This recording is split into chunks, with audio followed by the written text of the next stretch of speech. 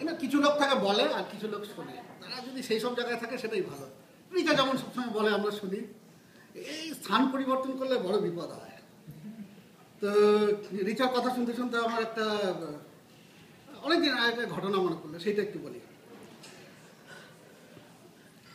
তখন ওই school pass করে সবে কলেজে ঢুকেছি, চায়ের দোকানে বসে আড্ডা মারতে শিখেছি, আর সেটা কাইন্ড অফ অ্যালাউডও হয়েছে বাড়ি থেকে। তো এরকম একটা সিচুয়েশন আমাদের শহরে, মালদা থেকে, তো পোস্ট অফিসের মোড় বলে একটা জায়গা আছে, শহরের একদম হার্ট অফ দ্য শহর। আর এটা অনেকটা পাঁচমাথা মোড়ের মতো, অনেকটা, অত বড় না। ওইখানে চায়ের দোকানে ওই একটা বেঞ্চে 3কে 4 করে বসে 2কে 3 চা খাচ্ছি। আর সেই সময় মালদা শহরে খুব সাজো সাজো রঙ উঠেছিল। তার কারণ হচ্ছে একটা কৃষি কারিগরি কর্মী সংস্থা বলে কোনো ছিল, তাদের একটা বিরাট সম্মেলন, চারিদিক সাজিয়ে গুছিয়ে। তা আমরা চা খাচ্ছি, আর পাশে একটা লোক মাইকে দাঁড়িয়ে কী সব বলে যাচ্ছে, আর তার পেছনে দুজন লোক করতে হবে করতে হবে, আবার একটা কী বললো, চলতে হবে চলতে হবে, সব মানে ভবিষ্যৎ বাচ্চা সব কিছু করতে হবে এরকমভাবে বলে যাচ্ছে। তো অনেকটা ওই 3টা শালিক ঝগড়া করে রান্নাঘরে চালের মতো। তো কিছুক্ষণ পরে ওগুলো যা হয় আর কি, বিকামস এ নয়েজ, কেউ খবর মানে শুনছেও না, আমরা নিজেদের গল্প টল্প করছি। এমন সময় আর এমন সাজিয়েছিল ওখানে, মানে সে সুভাষ মুখোপাধ্যায় থেকে শুরু করে হরিপদ মণ্ডল সবাই এসেছিল, এরকম বিরাট ব্যাপার হচ্ছে। এমন ধরনের দুটো রাস্তা, দুটো থেকে দুটো মিছিল আসছে, তাদের যে মাইক, তাদের শব্দটাও এই দিকে মুখ করে। তো যথারীতি এত শব্দ, মানে কে যে কি বলছে, আর এই সব দেখে হঠাৎ করে দেখলাম যে একটা প্রতিযোগিতা শুরু হয়ে গেল তাদের মধ্যে। তো আরো দুজন লোক পাশে বসেছিল, তারা এবার উঠে ওর মাইকের পেছনে, ওরা আবার করতে হবে করতে হবে, চলতে হবে চলতে হবে, এই করতে হবে, ওই চলে যাচ্ছে। তো হঠাৎ করে আমাদের মধ্যে একজন বললো যে নামটা সার্থকতা আছে, তাহলে কৃষি কারিগরি কর্মী সংস্থা, এই নাম সার্থকতা এসে বোঝা গেল না। বলো আরে দেখছিস না, বলছে না কে কে কে বুঝলাম কে কে কে, তো বলে নামের সার্থকতা কৃষি কারিগর বলে, আবার চুপচাপ আবার চাইছো কিছু বলে না, সত্যি নামটা সার্থকতা। আর ততক্ষণে দুটো মিছিল আরও কাছে চলে এসছে, এদের অনেক লোক উঠে, এবার একই দলের লোক যেন প্রতিযোগিতা আরও বেড়ে গেছে, কিচ্ছু বোঝা যাচ্ছে না। তো তখন মানে এর মানে নাম সার্থকতার কি আছে,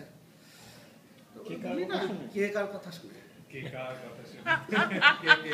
এই ববিও এতক্ষণ বললো, তুই লাস্ট লাইনটা না কি? আচ্ছা এখন আর একটু বকো না, তারপরে পুরো গেল। আচ্ছা হ্যাঁ, প্রসঙ্গটা সেইটা আসল গল্প, আসল গল্পটা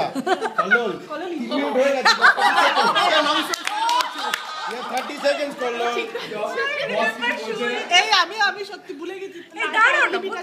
লং স্টোরি শর্ট বলছি ভাই। তবে প্রসঙ্গটা হচ্ছে যে টিচার বাড়িতে যখন আমরা যাই, খাওয়া দাওয়া হয়ে গেল, পেটটা যে ভর্তি হয়ে গেল, তখন আমাদের যে গল্পগুলো হয় না, সেটা অনেকটা কে কে কে এর মতো।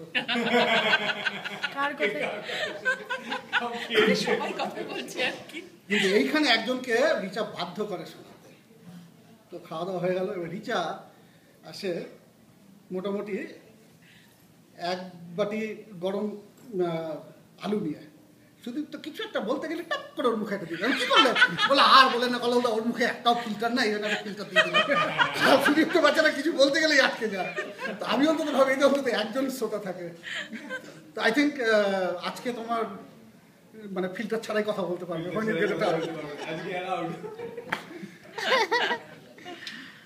আর রিজার আরেকটা ব্যাপার আছে, এই আড্ডা মারার বিষয়। ওর মোটামুটি অনেকটা ওই রকমই, যে ওই সুভাষ কথা বলে গেল না, যে ফুল ফুটুক আর না ফুটুক আজ বসন্ত, ওকে শুধু 20 মিনিট সময় এক্স্যাক্টলি, এটা খুব ম্যাচ করলো। She is ready for the party. Yes, you are right. বলে আমাকে শুধু 20 মিনিট সময় দাও। 20 মিনিট সময় দিল, আর বৃষ্টি হোক, বাদলা হোক, খিচুড়ি আর পেট পূজা যাই হোক, মাংস ভাত যাই হোক, সব মিলিয়ে ও রেডি।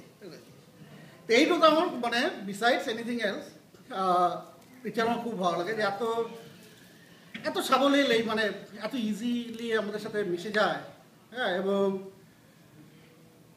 বোধ মানে রিচা এবং সুদীপ তো দুজনে বাড়িতে গেলে এত ভালো লাগে যে ফিল লাইক এ হোমলি। তো ঘন্টার পর ঘন্টা আড্ডা মারি। আমি আশা রাখি যে এই জিনিসটাই থাকবে তোমাদের দুজনের। তোমরা আরও ভালো থাকো, ভালোভাবে বাকি জীবন কাটাও। থ্যাংক ইউ, শুভ জন্মদিন, বিলেটেড যদিও। Thank you so much. Thank you.